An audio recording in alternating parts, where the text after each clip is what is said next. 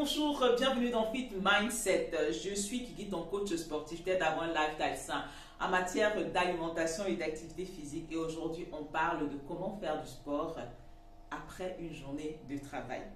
Je sais que ce n'est pas évident pour la plupart d'entre nous.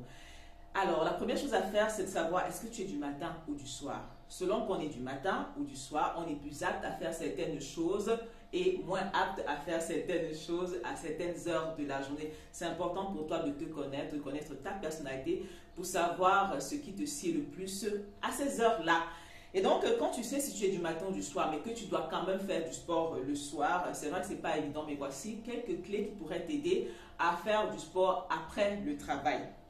La première chose, c'est que tu pourrais relier ta séance de sport à ton retour du bureau. Par exemple, sors avec ta tenue et quand tu rentres, rentre directement en marchant ou en courant, ou alors arrête-toi d'abord à ta salle de gym avant d'arriver à la maison. Personnellement, c'est l'astuce que moi j'applique parce qu'une fois arrivé à la maison, là, moi je suis KO. Mais si tu dois quand même rentrer à la maison et que tu veux faire du sport, je te recommande de ne pas t'arrêter au salon. Ne va pas à la cuisine, surtout pas. Et quand tu rentres, ne crie pas sur les gens. Sois en paix avec tout le monde. Évite de gronder.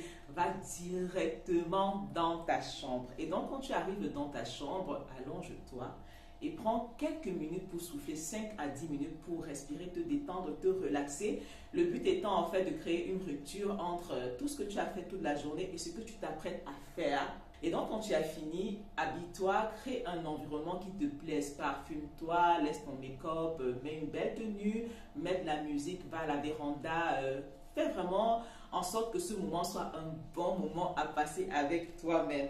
Et donc, quand tu as créé cet environnement-là, démarre lentement.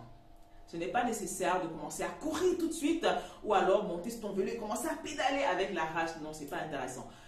Prends le temps de t'étirer, prends le temps de respirer profondément, prends le temps de rentrer dans ta séance tout doucement et d'augmenter d'intensité au fur et à mesure que tu avances dans ta séance. Et pareillement, quand tu sors de ta séance, tu sors aussi tout doucement. Et quand tu as fini, tu t'allonges, tu respires profondément, tu dors pendant 5 minutes.